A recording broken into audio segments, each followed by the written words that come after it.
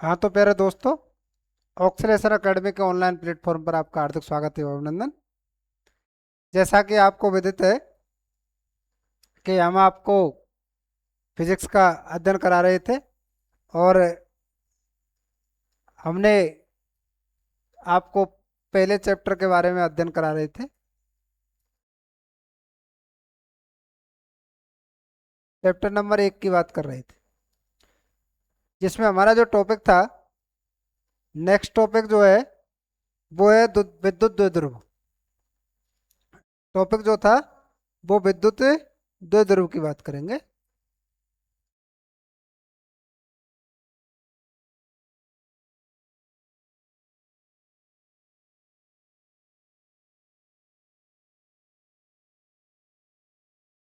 विद्युत द्विध्रुव,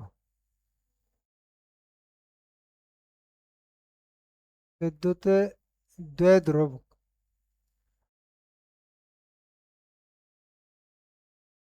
यानी इलेक्ट्रिक डाइपोल। डाइपोल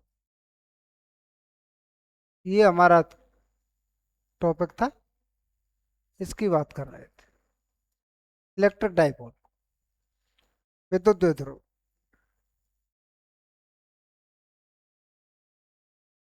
ये विद्युत द्विध्रुव क्या होता है भाई? विद्युत द्विध्रुव का मतलब है जब समान परिमाण के और विपरीत प्रकृति के दो आवेश अल्प दूरी पर स्थित हों। जैसे देखिए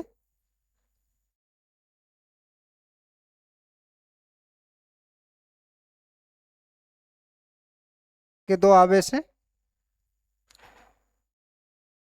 एक प्लस क्यू चार्ज है और एक माइनस क्यू चार्ज है। दो आवेश हैं, एक आवेश इधर रखा हुआ है, एक आवेश यहाँ रखा। अल्प दूरी पर स्थित है। कितनी दूरी पर स्थित हो? अल्प दूरी पर स्थित है।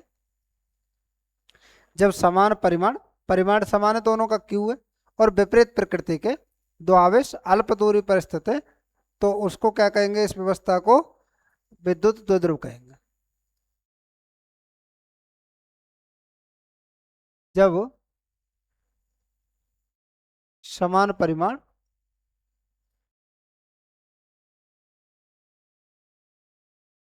जब समान परिमाण एवं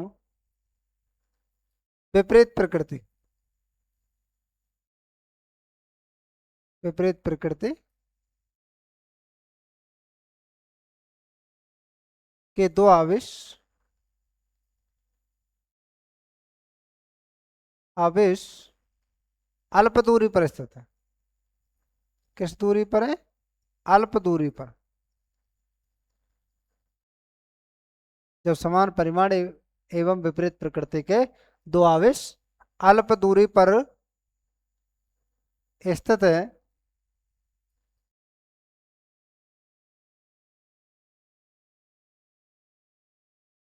स्थित है,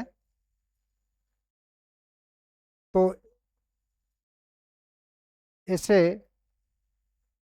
विद्युत द्विध्रुव, द्विध्रुव कहते हैं।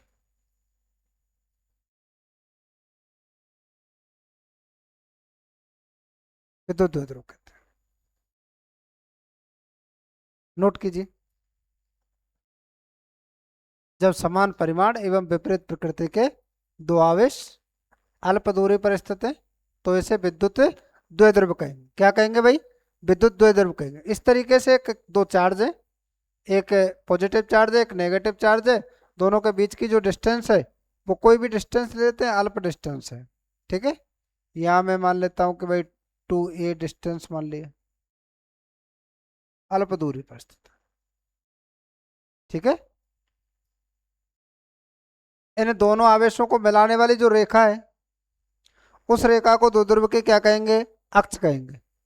दोनों आवेशों को मिलाने वाली जो रेखा है, उस रेखा को क्या कहेंगे? द्विध्रुव की अक्ष कहेंगे। इसको क्या कहेंगे? द्विध्रुव की अक्ष कहेंगे। इसको क्या कहेंगे भाई? अक्ष कहलाती है, अक्ष कहेंगे द्विध्रुव की। इसने दोनों आवेशों के बीच में जो मध्य बिंदु है, इस बिंदु को क्या कहेंगे भाई? इस बिंदु को, ये मान लो ओ बिंदु मान लिया मैंने, और इस बिंदु को कहते हैं द्विध्रुव का केंद्र। क्या कहते हैं भाई? द्विध्रुव का केंद्र, का केंद्र, द्विध्रुव का केंद्र। दोनों आवेशों के मध्य का बिंदु क्या कहलाता है? द्विध्रुव का केंद्र कहलाता है।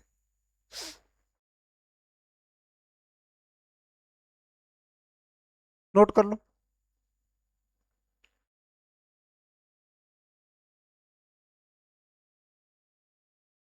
यहाँ लिख लीजिए।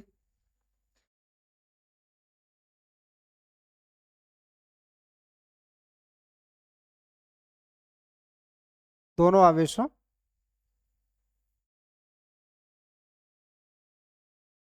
आवेशों को मिलाने वाली रेखा, वाली रेखा को द्विध्रुव, द्विध्रुव का केंद्र कहते हैं। केंद्र कहते हैं, सॉरी, द्विध्रुव का अक्ष कहेंगे, केंद्र नहीं अक्ष कहेंगे। द्विध्रुव की अक्ष कहते हैं, अक्ष कहते हैं, अक्ष कहते हैं। दोनों आवेशों को मिलाने वाली रेखा को द्विध्रुव की अक्ष कहते हैं। और दूसरी बात क्या है भाई? दोनों आवेशों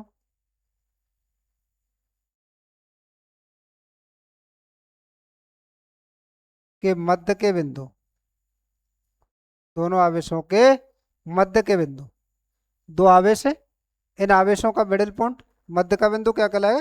दोनों आवेशों के मध्य के बिंदु को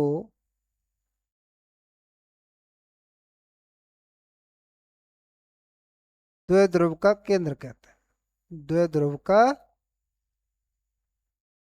केंद्र कहते हैं, केंद्र कहते हैं, केंद्र कहते हैं। दोनों आवेशों के मध्य के बिंदु को द्विध्रुव का केंद्र कहते हैं।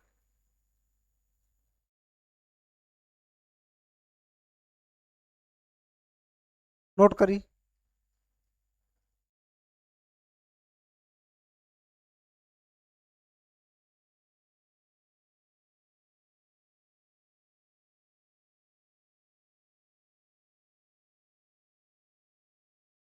अब बात आती है कि ये जो द्विध्रुव है, ये कितना है?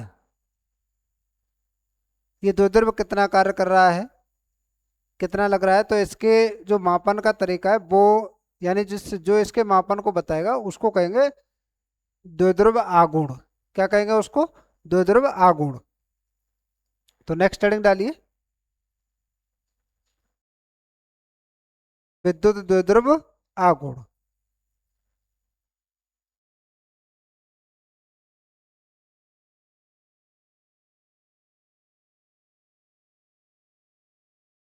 विद्युत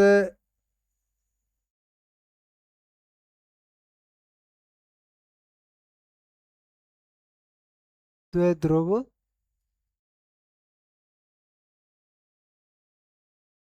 आघूर्ण, विद्युत द्विध्रुव आघूर्ण। अंग्रेजी में कहेंगे भाई electric dipole momentum, electric dipole momentum.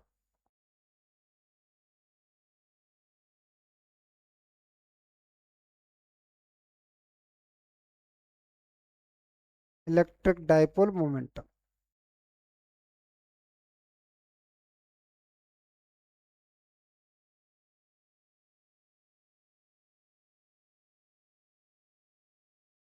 क्या कहेंगे भाई? Electric dipole momentum.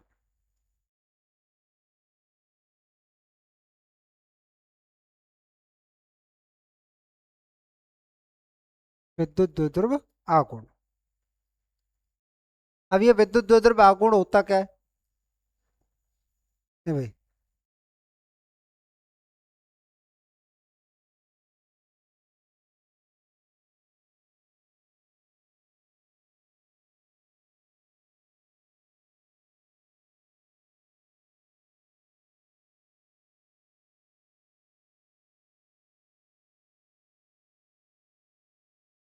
विद्युत द्विध्रुव आघूर्ण।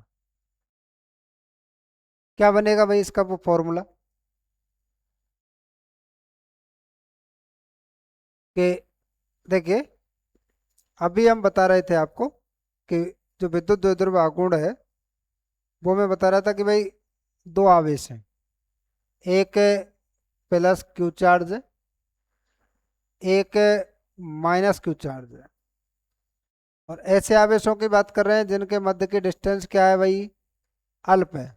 कितनी डिस्टेंस है, अल्प डिस्टेंस है। ठीक है, अल्प डिस्टेंस है, उनकी बात कर रहे हैं। अब देखिए कि ये जो चार्ज है इनके जो मध्य बिंदु है वो ये है, जिसको ओ कह रहे हैं हम। इनके बीच की जो डिस्टेंस है उस पूरी डिस्टेंस को मैं कह देता हूँ 2a। ठीक है, यहाँ से लेकर के और यहाँ तक इसको मान लेता हूँ मैं 2a, ये 2a मान ले। और विद्युत द्विध्रुव आघूर्ण की बात करें, विद्युत द्विध्रुव आघूर्ण का मतलब होता है कि किसी एक आवेश, विद्युत द्विध्रुव के किसी एक आवेश का परिमाण तथा उन आवेशों के मध्य की दूरी, उन आवेशों के मध्य की दूरी के गुणनफल को क्या कहा जाता है भाई, विद्युत द्विध्रुव आघूर्ण कहा जाता है। जैसे नोट कीजिए,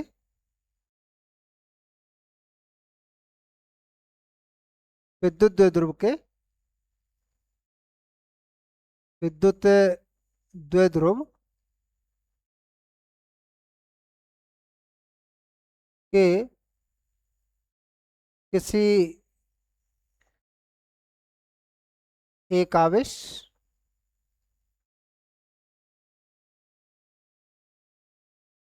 का परिमाण, किसी एक आवेश का परिमाण लेना है, परिमाण यानी न्यूमेरिकल वैल्यू लेनी है, मैग्नीट्यूड लेना है, परिमाण तथा उनके, उनके किसके भाई, ये जो द्विध्रुव के आवेश हैं उनके मध्य की दूरी, की दूरी, मध्य की दूरी के गुणनफल को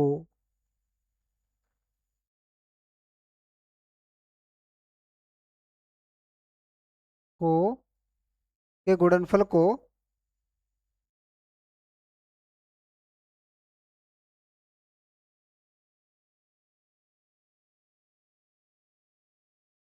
के गुणनफल को विद्युत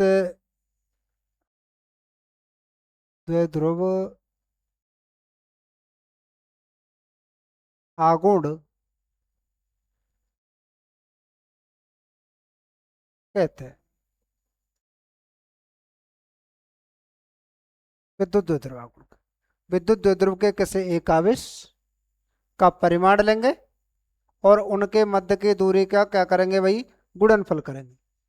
ठीक है, उसको क्या कहेंगे, जो गुणनफल आएगा विद्युत द्विध्रुव आघूर्ण कहेंगे। उसको क्या कहेंगे, विद्युत द्विध्रुव आघूर्ण कहेंगे। अब विद्युत द्विध्रुव आघूर्ण कहेंगे तो विद्युत द्विध्रुव आघूर्ण को व्यक्त किससे करते हैं, विद्युत द्विध्रुव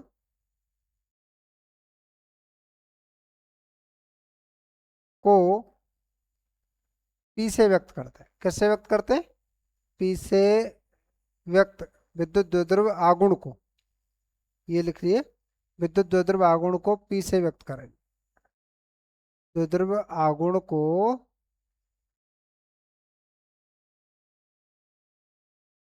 पी से व्यक्त करते हैं, व्यक्त करते हैं। किससे व्यक्त करते हैं भाई, पी से व्यक्त करते हैं। विद्युत द्विध्रुव आघूर्ण को पी से व्यक्त करते हैं। अब हम मान करके चलें कि माना,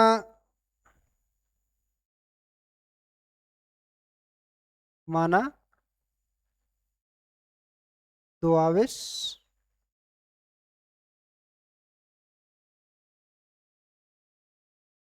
माइनस क्यू व प्लस क्यू अल्प दूरी 2a पर स्थित है। 2a पर स्थित है। ठीक है भाई, स्थित है। तो विद्युत द्विध्रुव आघूर्ण,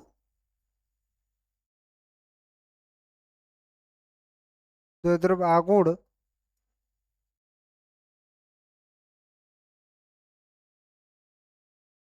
आघूर्ण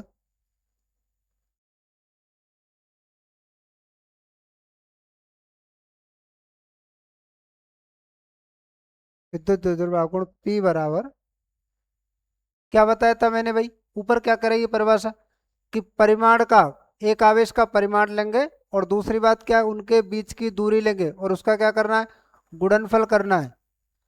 ठीक है, किसी एक आवेश का परिमाण लेना है और उनके मध्य की दूरी का क्या करना है, गुणनफल करना है। तो हमने क्या लिखा है कि एक आवेश का परिमाण किसी का ले लीजिए, एक माइनस क्यू है एक प्लस क्यू है। ठीक है बेटा, और उनके बीच की दूरी क्या है भाई, 2 है। तो किसी एक आवेश का तो परिमाण ले लेते हैं, और आवेश का परिमाण मैंने मान लिया भाई एक का तो क्यू ले लिया।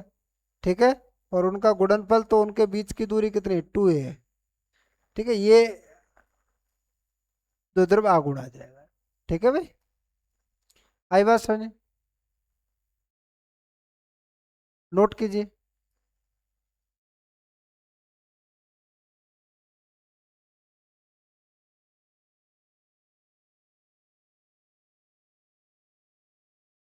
इसको वेक्टर फॉर्म में लिखना चाहे भाई, सदिश रूप क्या होगा भाई इसका,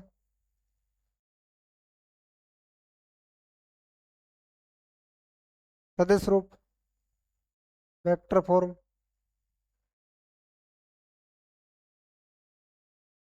क्या बनेगी, कि पी वेक्टर क्यू अदिश राशि है और इस 2a को सदिश माना गया। ठीक है, 2a को क्या माना गया, सदिश माना गया।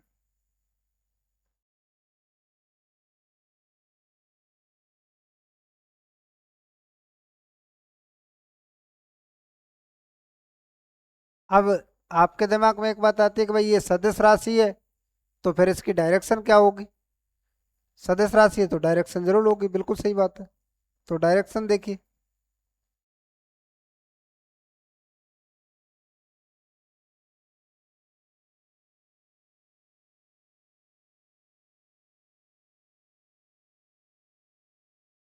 जिस इसकी इसकी दिशा, या जिसकी दिशा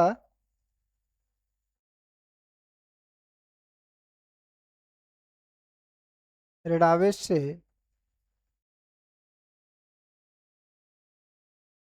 ऋणावेश से धनावेश की ओर होती है। कहाँ होती है भाई, जिसकी दिशा ऋणावेश से धनावेश की ओर होती है। नोट कीजिए, ये नोट कर लो।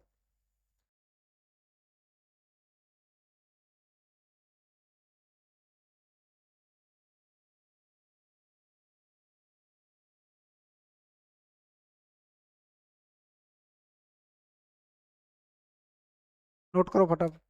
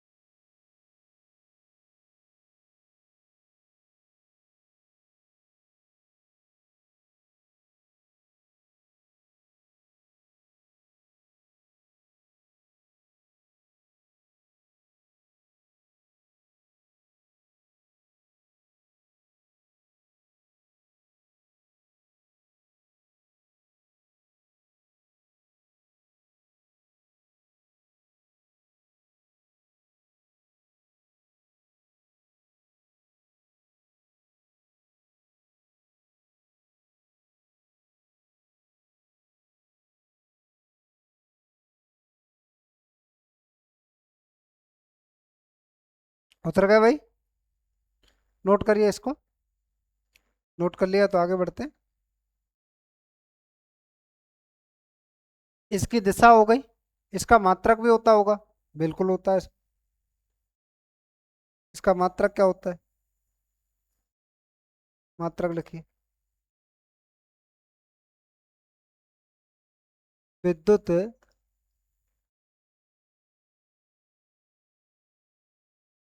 द्विध्रुव आघूर्ण का मात्रक। विद्युत द्विध्रुव आघूर्ण का मात्रक। क्या फॉर्मूला है भाई? फॉर्मूला क्या था? P बराबर Q इन टू में 2A था। ये फॉर्मूला है। या ये कूलम। और ये कितना बेटा? मीटर। कितना? मीटर। क्या मात्रक बन गया इसका? कूलम इनटू में मीटर। ठीक है। कूलम इनटू में मीटर। या एक नया मात्रक और होता है डिवाई।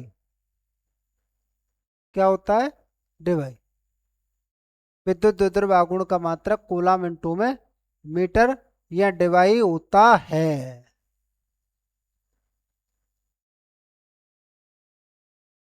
होता है।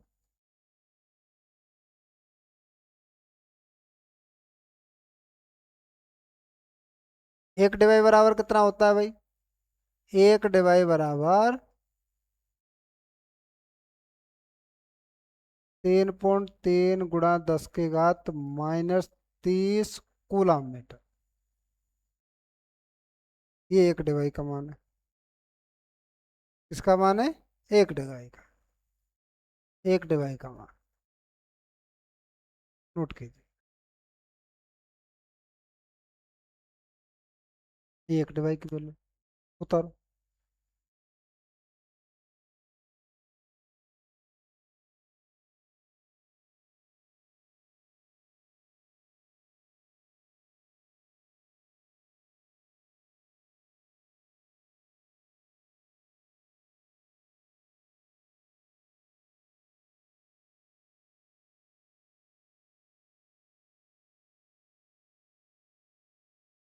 अब देखिए, मैं बात करूं कि इसकी विमा क्या होती है? विमा। विद्युत द्विध्रुव आघूर्ण की विमा। द्विध्रुव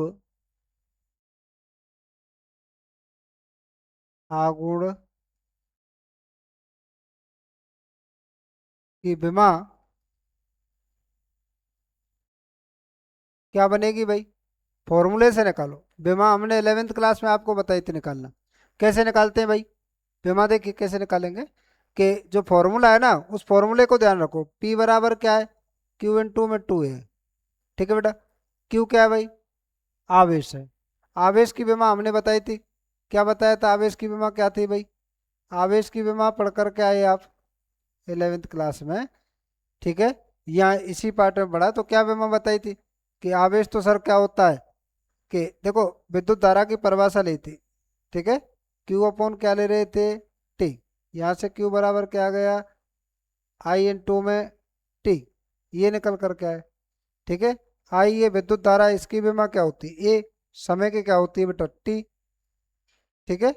तो A1 T1 ऐसे लिख सकते हो। तो यहाँ लिख देंगे। विमा क्या बन जाएगी कि विमा जो लिखेंगे, ये ध्यान दीजिए क्या बनेगी। ऐसे बॉक्स में लिखते हैं बड़े कोष्टक के अंतर्गत। कि एम तो यहाँ है ही नहीं, तो M0। एल एक बार आया, ये एल लंबाई है, L1। फिर T1, ये लिखा हुआ है मैंने अभी। और A1। ठीक है। ये आप लिख सकते हो, नोट कीजिए। ये इसकी विमा हो जाएगी। एक विमा ज्ञात कर सकते हो।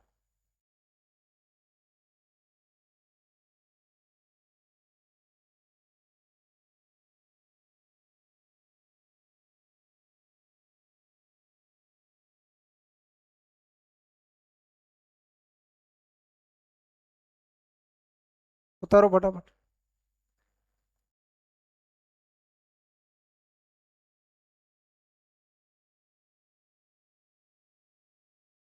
अब बात करें कि ये तो बेमा और ये हो गई। अब हम बात करें कि एक आदर्श विद्युत द्विध्रुव और होता है। आदर्श विद्युत द्विध्रुव कैसा होता है? एक ऐसे द्विध्रुव की बात करेंगे जिसमें जो आवेश है उनका परिमाण तो क्या हो, अनंत हो, मतलब संख्या में बहुत ज्यादा है। अनंत होने का मतलब यहाँ क्या है, बहुत ज्यादा है। और उनके मध्य की जो दूरी है वो क्या हो भाई, अल्प हो। अल्प भी कितनी हो, लगभग शून्य हो, नग्न होनी चाहिए। तो ऐसे विद्युत द्विध्रुव को क्या कहेंगे, एक आदर्श विद्युत द्विध्रुव कहेंगे। क्या कहेंगे भाई, एक आदर्श विद्युत द्विध्रुव कहेंगे। तो मैं बात करूं कि एक ऐसा, पहले तो हेडिंग डाल लीजिए,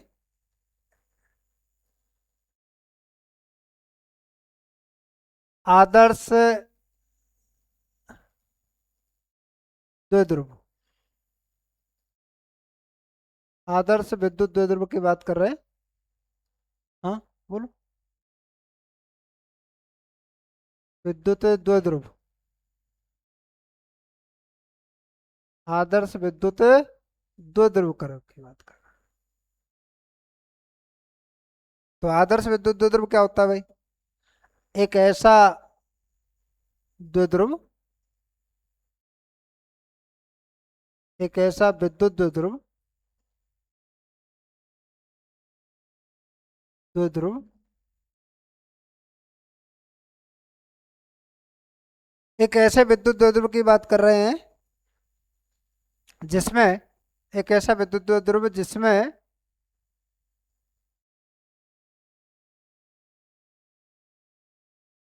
एक ऐसा विद्युत द्विध्रुव जिसमें आवेश का परिमाण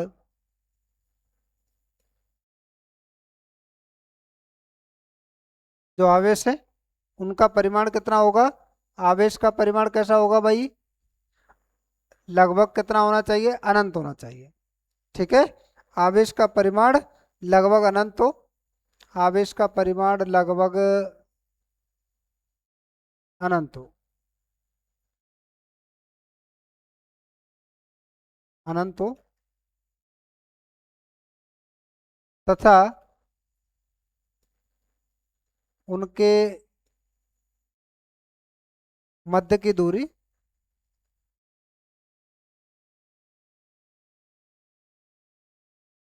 दूरी लगभग शून्य हो,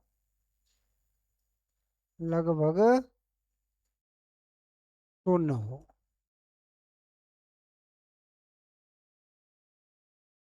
आवेश का परिमाण लगभग अनंत हो, एक ऐसा विद्युत द्विध्रुव जिसमें आवेश का परिमाण तो कैसा हो, लगभग अनंत हो। ठीक है, और उनके मध्य की दूरी कैसी हो, लगभग शून्य हो। ठीक है, आदर्श विद्युत द्विध्रुव कहलाता है, विद्युत द्विध्रुव कहलाता है।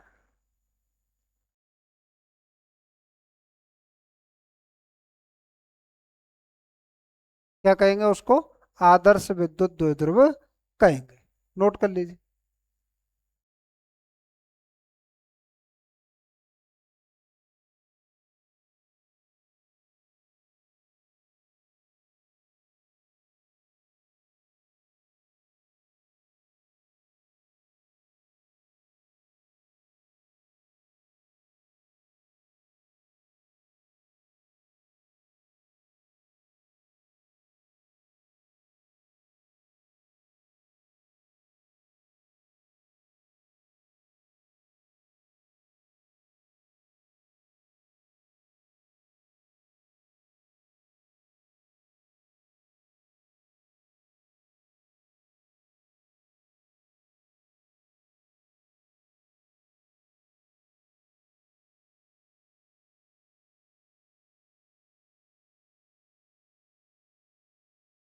नोट हो गए, चलिए लिखिए।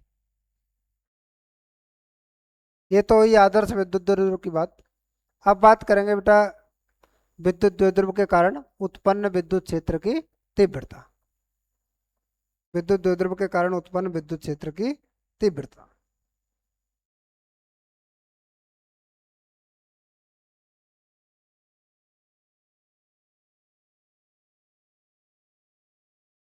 विद्युत द्विध्रुव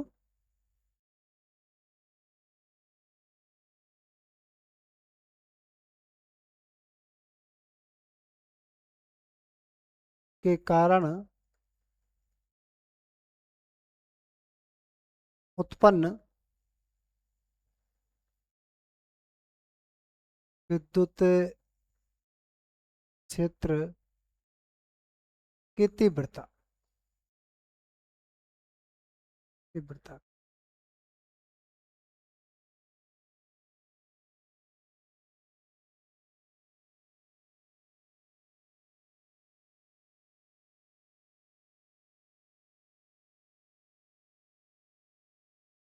विद्युत द्विध्रुवों के कारण उत्पन्न विद्युत क्षेत्र की तीव्रता।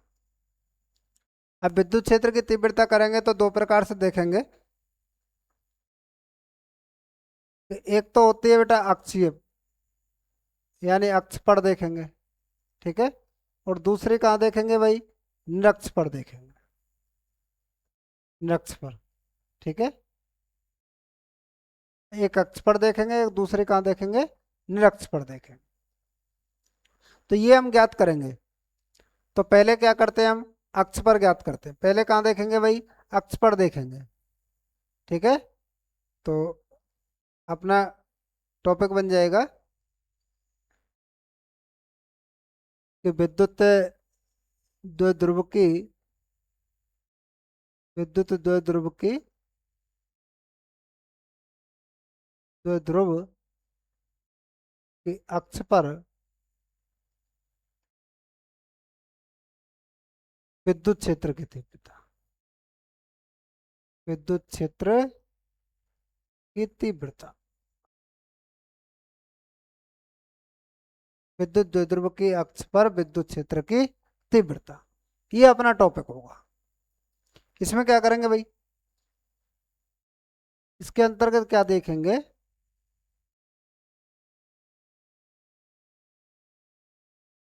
इसके अंतर्गत हम देखिए कि ऐसे मान करके चलते हैं कि कोई एक विद्युत द्विध्रुव है जिसका केंद्र O है और जिसके केंद्र O से स्मॉल r दूरी पर एक बिंदु P बैठा है।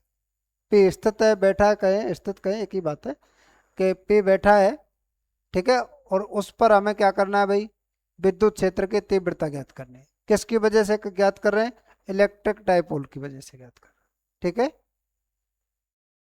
तो देखिए मैं आपके सामने एक चित्र बनाता हूँ, ये समझने की कोशिश करना कि इस तरीके से, ठीक है। थोड़ा सा मैं इसको इधर सरका देता हूँ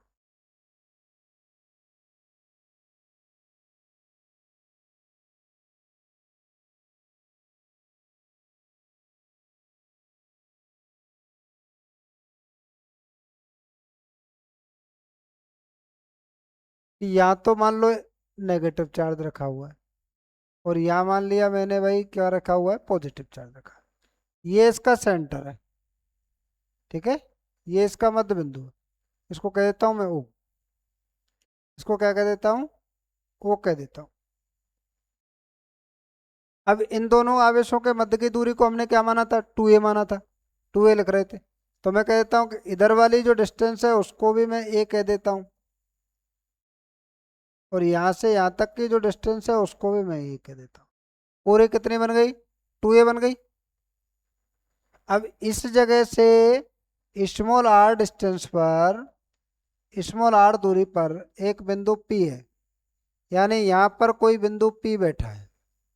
कहाँ बैठा है, यहाँ पर कोई बिंदु P है, ठीक है। कोई अन्य नाम भी ले सकते हैं जो आपको अच्छा लगे, नाम की कोई दिक्कत नहीं। जो स्मॉल r दूरी पर स्थित है, इस पर हमें क्या करना है भाई, विद्युत क्षेत्र की तीव्रता ज्ञात करनी है, ठीक है। अक्ष पर है ये, अक्षीय दिशा में। अब इस आवेश से इसकी डिस्टेंस क्या होगी भाई, r प्लस a बन जाएगी। यहां से क्या होगी भाई इसकी डिस्टेंस, r माइनस a बन जाएगी। तो एक बार ये नोट कर लें, तब बात करते हैं। नोट कीजिए,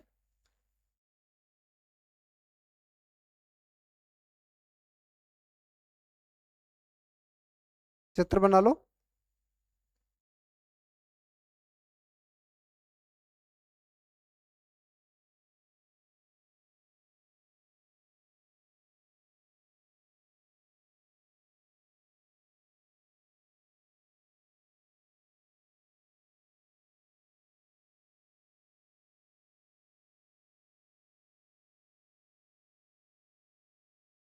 बनाओ फटाफट। अब मैंने पहले ही बता दिया है कि एक द्विध्रुव है, ठीक है, जिसके केंद्र ओ से स्मॉल आर दूरी पर एक बिंदु पी बैठा है, जिस पर हमें विद्युत क्षेत्र की तीव्रता ज्ञात करनी है। और जो द्विध्रुवता यानी प्लस क्यू और माइनस क्यू के बीच की जो डिस्टेंस थी उसको 2a मान रहे थे, इसका सेंटर ओ है, ठीक है भाई। अक्ष पर बैठा है बिंदु पी, तो अक्ष पर ज्ञात कर रहे हैं। तो यहाँ से माइनस क्यू आवेश से भाई यहाँ तक की डिस्टेंस कितनी है, ए है। तो यहाँ से आगे आर है, आर और ए मिलकर के कितनी हो गई पूरी डिस्टेंस, आर प्लस ए। यहाँ से डिस्टेंस इसकी आर है, लेकिन यहाँ से यहाँ तक की डिस्टेंस क्या होगी, आर माइनस ए। तो हम क्या करें कि पहले हम देखते हैं कि भाई प्लस क्यू आवेश के कारण विद्युत क्षेत्र की तीव्रता क्या है, या माइनस किसी की भी ले लो, इससे कोई फर्क पड़ने वाला नहीं है। आप किसी की भी लीजिए, इससे कोई फर्क नहीं पड़ेगा। तो मैं बात करूं कि भाई मान लो माइनस की लेता हूं, माइनस आवेश के कारण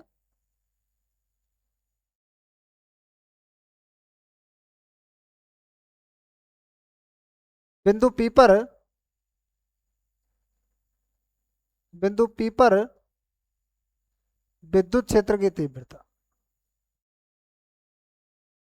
की तीव्रता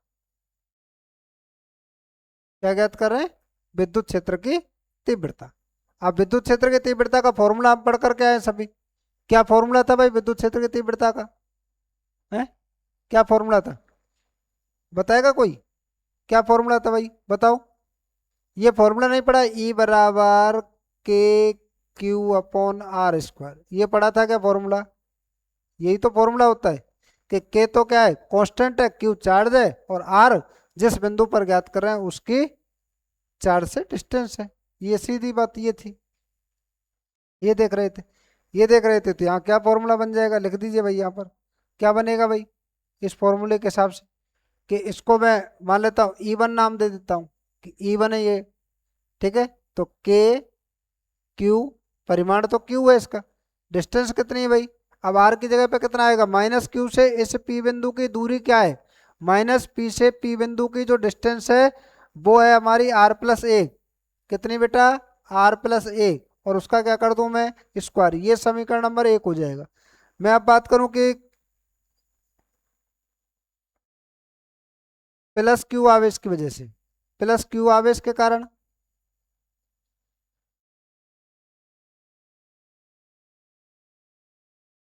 प्लस क्यू आवेश के कारण बिंदु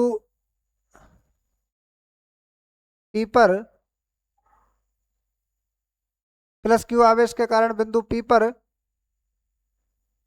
विद्युत क्षेत्र की तीव्रता, की तीव्रता की बात कर रहे हैं, विद्युत क्षेत्र की तीव्रता, इसकी तीव्रता क्या होगी भाई, इसकी तीव्रता भी यहां लिखेंगे, लिख दीजिए। इसको मैं ई टू कह देता हूं, ई टू बराबर क्या होगा भाई, के क्यू, और ये अपॉन आर स्क्वायर होता है, लेकिन यहाँ डिस्टेंस कितनी, प्लस क्यू से इसकी डिस्टेंस देखिए आर माइनस ए, तो आर माइनस ए लिखेंगे, आर माइनस ए का क्या कर दूंगा मैं, होल स्क्वायर। ये समीकरण नंबर क्या आ जाएगा भाई, 2 आ जाएगा, ठीक है। अब बिंदु पी पर हम देखते हैं कि नेट जो विद्युत द्विध्रुव के कारण जो विद्युत क्षेत्र की तीव्रता थी वो कितनी होगी, बिंदु पी पर कुल विद्युत क्षेत्र की तीव्रता यानी परिणामी विद्युत क्षेत्र की तीव्रता हम देखें तो क्या होगी। इसका रिजल्ट निकालने के लिए हम चेक करें कि भाई मैंने अभी बताया था कि जो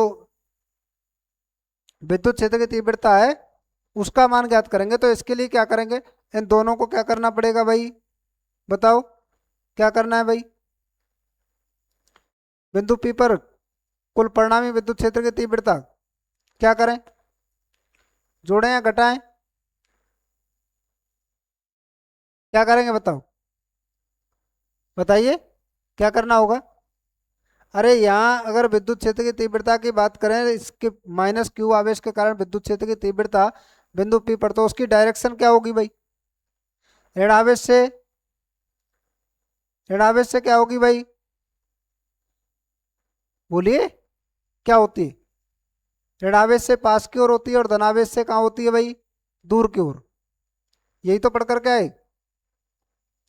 ऋणावेश से पास की ओर और धनावेश से दूर की ओर। तो ध्यान दीजिए, ये ऋणावेश है, इससे पास की ओर, ठीक है, और धनावेश से क्या होगी? दूर की ओर। ऐसे ही देखेंगे हैं? अभी यहाँ डायरेक्शन की कोई बात ही नहीं हो रही है। क्यों कर रहे हो डायरेक्शन की बात? ये तो सही है, लेकिन यहाँ पर तो आपको केवल एक चीज देखनी है बेटा। क्या देखना है? कि हमें ये देखना है कि इनमें से कौन सा बड़ा है और कौन सा छोटा है, ये देखेंगे, तभी तो निकालेंगे। है भाई, कौन सा बड़ा है कौन सा छोटा है ये निकालेंगे, तभी तो पता चलेगा।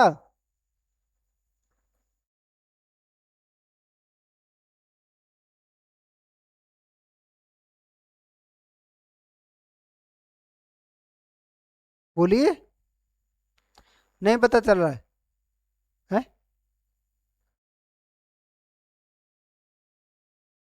चलो मैं बताता हूँ।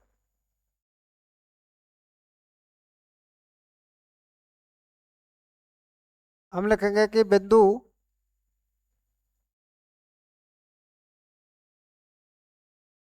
P पर परिणामी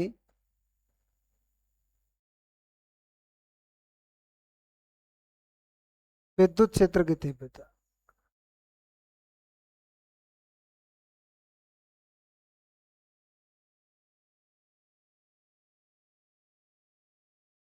बिंदु P पर परिणामी विद्युत क्षेत्र की तीव्रता, ठीक है। अब देखिए, इधर ध्यान दीजिए, इधर समझिए।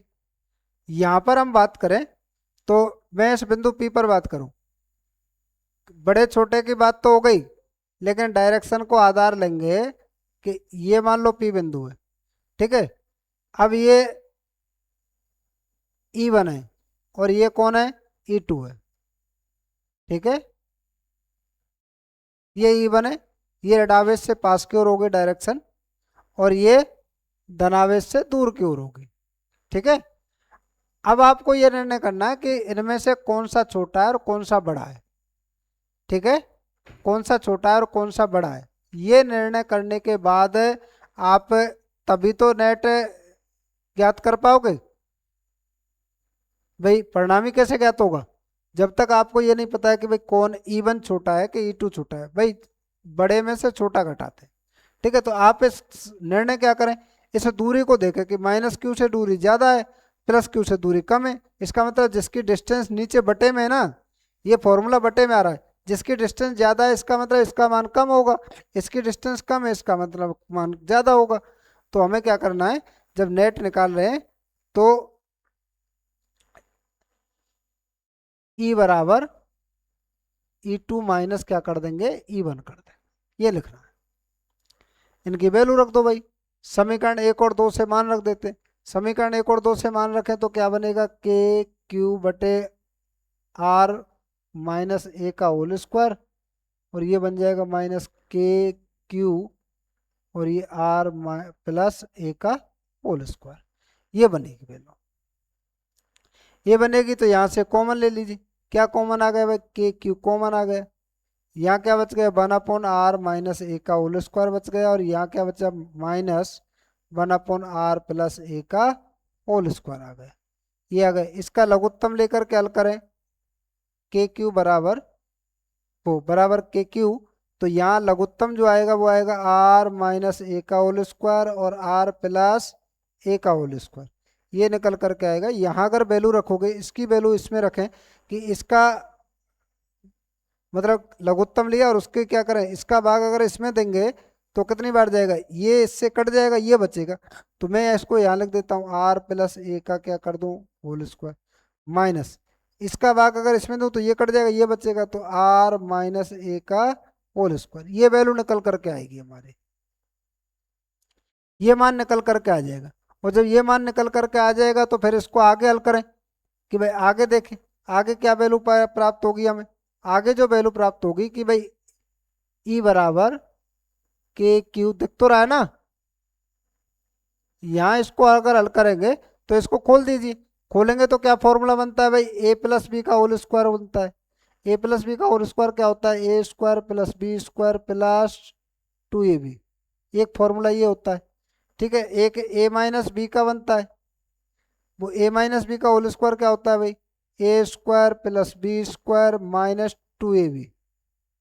ठीक है, 2ab ये बन जाता है।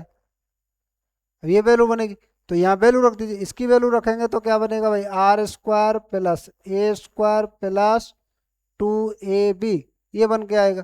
फिर इसके दूसरे की रखें तो माइनस, माइनस यहाँ लगा हुआ है, फॉर्मूला ये है नीचे वाला, तो ये भी माइनस का हो जाएगा, आर स्क्वायर भी और माइनस ए स्क्वायर भी, और जो माइनस 2ab आएगा वो किसका हो जाएगा, इस माइनस की वजह से प्लस का हो जाएगा, तो 2ab प्लस का आ जाएगा। ये यहाँ समझ में आ गया। ये तो नीचे आ जाएगा इसके साथ में, और नीचे वाली जो संख्या है वो क्या दिख रहा है भाई, ये देखिए ये क्या दिख रहा है, आर माइनस ए का स्क्वायर और आर माइनस इसका स्क्वायर। देखो इसको आप 8th क्लास में पढ़ करके आएंगे एक तरीके से कि ए की पावर एम लिख दूं गुणा बी की पावर एम लिख दूं, तो क्या बन जाता है भाई कि ए गुणा बी, और दोनों की पावर का क्या आता है फिर एम आ जाता है। तो यहाँ भी हम ऐसा ही करते हैं कि आर माइनस ए, ऐसे समझिए कि इसको मैं ऐसे लिखूं मजला कोष्टक में, एक मिनट ध्यान दीजिए कि समझाने के लिए मैं ऐसे लिख देता हूँ। इसको मैंने ऐसे लिखा कि ये तो बड़ा कोष्टक और बढ़ा लो इसको, ये बड़ा कोष्टक, ठीक है, ये भी नीचे तक बड़ा कोष्टक कर दिया। इसको करूँ मैं कि भाई आर माइनस ए टू में क्या बन जाएगा, आर प्लस ए। ठीक है, और ये मजला कोष्टक और इसके ऊपर स्क्वायर लगा दिया मैंने, ये कर दिया, ये निकल करके आया। और ये फॉर्मूला हमने यूज किए इसमें, ये फॉर्मूला हमने काम में ले लिया। ठीक है, जो कि मतलब हम जानते हैं ये तीनों फॉर्मूले हमने इसमें काम में लिए। नोट कीजिए फटाफट।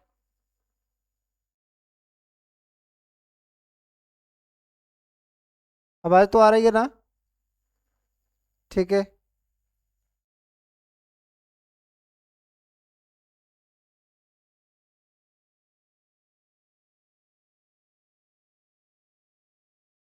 उतारो, पॉज करो, उतारो फटाफट।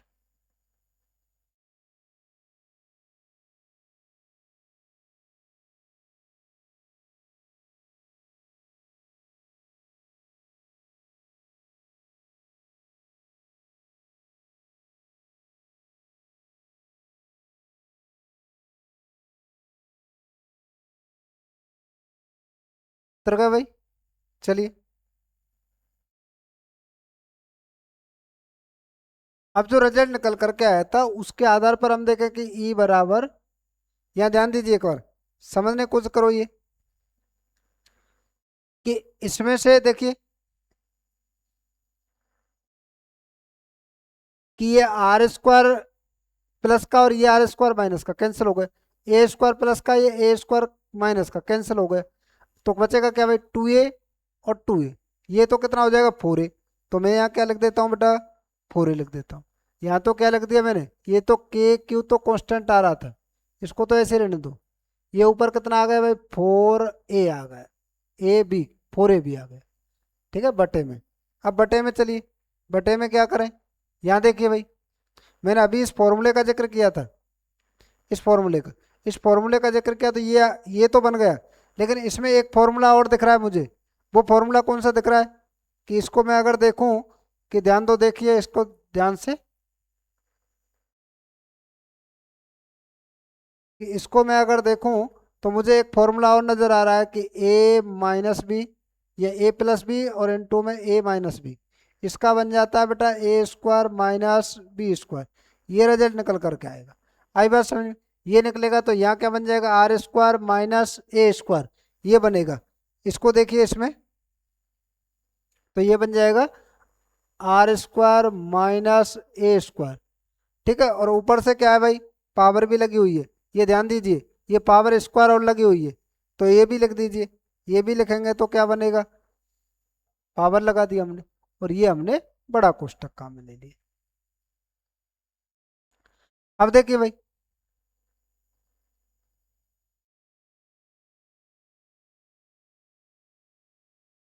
ये सॉरी थोड़ी सी मिस्टेक हो गई इसमें, एक मिनट एक मिनट, ये ए भी लिखते चले गए, यहाँ आर आएगा है ना, एक मिनट, ये मैं इसको और इसको ध्यान दो, ये वो फॉर्मूले के हिसाब से लग गया था, ये इधर देखिए, 2 RA, और ये भी क्या बनेगा, +2 RA, ठीक है, ये आएगा, है ना, ये याद आ गया, कोई दिक्कत। चलो यहाँ भी इसको हटा दो, यहाँ भी क्या लिखेंगे हम, ये तो लाइन थी, 4 RA, कितना लिखेंगे, 4 RA, ठीक है बेटा, ये लिख दिए। अब यहाँ से एक चीज देखिए भाई, कि ई बराबर ई बराबर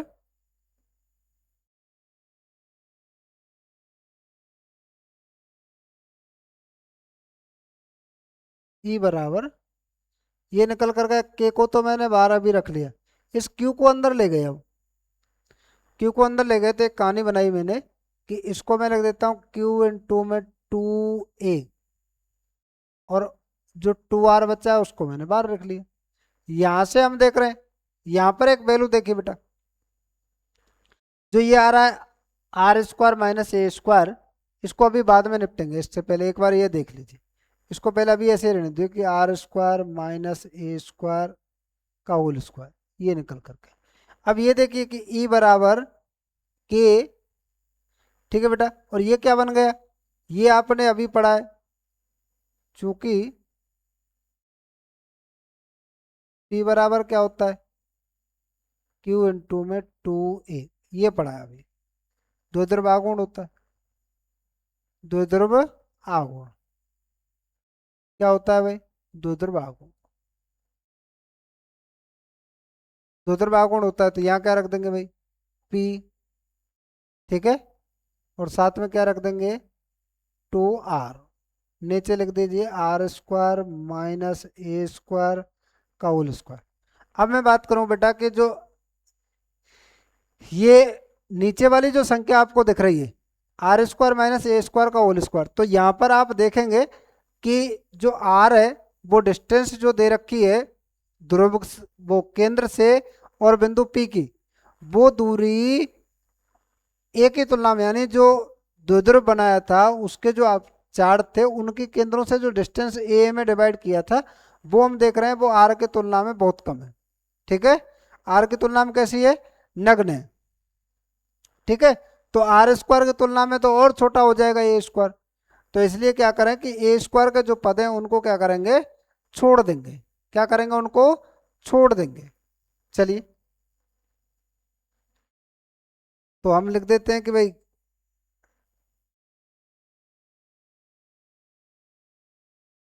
क्योंकि जो R है वो very very greater than A है, तो R² very very greater than A² होगा,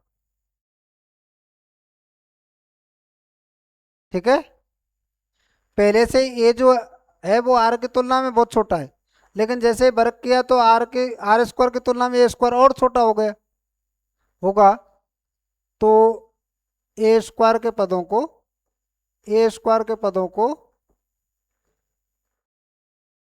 के पदों को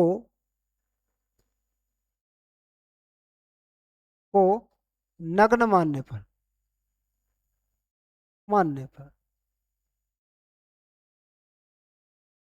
यानी उनको नग्न मान लेंगे, नेग्लिजिबल मान लेंगे, छोड़ देंगे उनको, पदों को तो छोड़ दीजिए, छोड़ने के बाद क्या रिजल्ट मिलेगा, कि ई बराबर के P में 2R लिख रहे थे, बटे ये आ जाएगा R² की पावर क्या हो जाएगी, R² बन जाएगा, तो ई बराबर क्या हो जाएगा, के P2R बटे में क्या आएगा भाई, R की घात 4। यहाँ से R एक घात कट गई तो 3 बच गई। ये रिजल्ट निकल कर के आएगा E बराबर K2P बटे RQ। ये निकल करके आएगा, ये रिजल्ट निकल करके आएगा, ये निकल करके आएगा रिजल्ट। ठीक है, ये रिजल्ट निकल करके आएगा।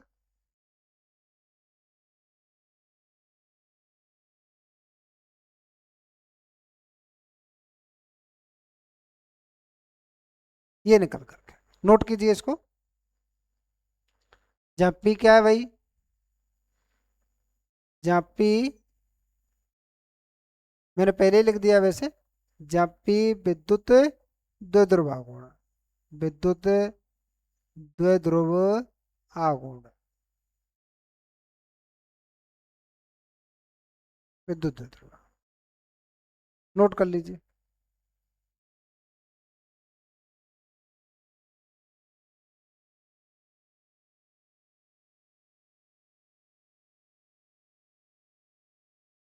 नोट कीजिए।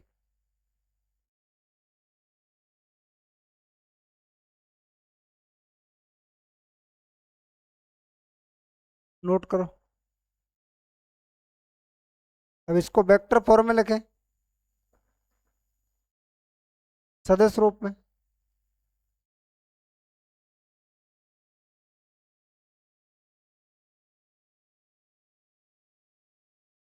सदिश रूप में तो ई वेक्टर बराबर क्या बन जाएगा, के की वैल्यू यहाँ रख दो, यहाँ रख सकते हैं। ई बराबर के की वैल्यू रखेंगे तो 1/4 पाई एप्सिलॉन नॉट 2P/R3, ये लिख सकते हैं, ये लिख सकते हैं। ठीक है, ये लिख सकते हैं। इसको लिखेंगे तो क्या लिख देंगे, 1/4 पाई एप्सिलॉन नॉट 2P, और P के ऊपर वेक्टर लगाना है, क्यों सदिश राशि थी तो R3, ये लिख दिया। ठीक है बेटा, आई बात समझ में, आई बात समझ में, ये हम लिख देंगे, कोई दिक्कत किसी को। अब बात करें कि जिस इसकी दिशा यहाँ पर ई वेक्टर की दिशा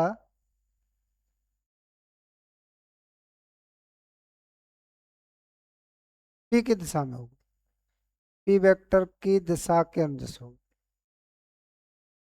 दिशा के अनुदिश होगी, एक मिनट, के अनुदिश होगी।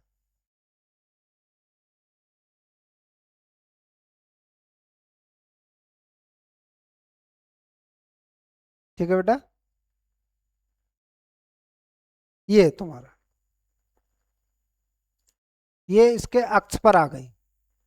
अक्ष पर क्या निकाली हमने, विद्युत क्षेत्र की तीव्रता।